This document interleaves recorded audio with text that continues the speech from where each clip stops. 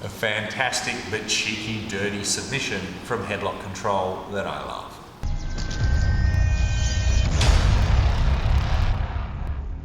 Hey guys, Coach Tom here. I'm here today with Reese, and we're going to go over a technique. And you know, I'm just going to tell you guys, I would recommend doing this technique to people that maybe aren't like light, brand new white belts, or people you really care about.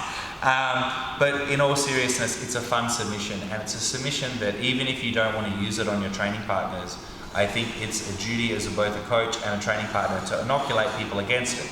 So let's have a look at my #1 submission for white belt light female students when I grapple with them. So he's lying down here. So here's my white belt beginner here, you know, very fragile rib cage. So I'm going to put the most pressure I can. That's going to be #1. Okay, so I've got lots of pressure on this poor new female student. Now, she's probably going to be pretty freaked out at this point, thinking, what did I get myself into? So, when Reese decides to bring his legs around and try any funny business, I can do a little trick here. And it goes like this. I do the reverse thigh master, I grab his leg, and then I bring my own leg to my hand. And now, I've got both of my legs here. Unfortunately, I'm going to bend this poor person's spine on kind of a 45-degree angle. It's not pleasant. I do apologize to Reese, he's a friend of mine, but as I bring my knees together, it creates something that is not fun at all, okay?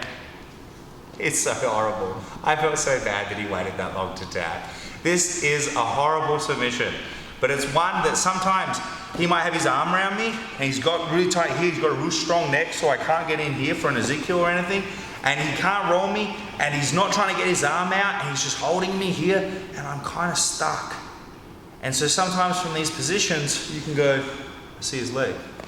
Got it, and then they're finished.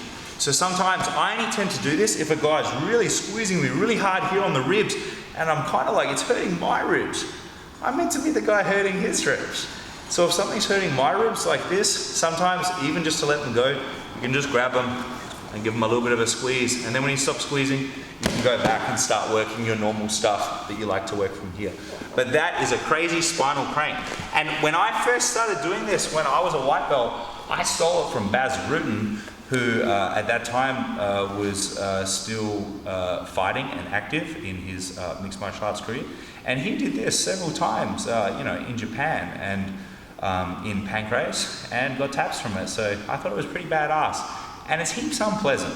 The only thing that I don't like about this particular attack is it's not IBJJF legal, so I think that's something to bear in mind. But I once had a student who said, that wouldn't work on me, that wouldn't work on me. And I did it slowly, and I got all the way to the point where I felt my ribs were going to break. Like he was that bended around my rib cage. I was a lot lighter. And I said, I don't think I can take it further than this. Like I think this is my maximum strength. I was only about 165, 170 pounds. And then that guy was out for months because of rib and spine issues. And for that reason, this must be respected. But because it can be so dangerous like that, I think we need to know it on the mats. Like you need to be aware, because you could be grappling with someone in a non-IBJJF rule set and they just grab this. And you need to know how to avoid getting caught in it. And I think you also need to know how to, when to tap.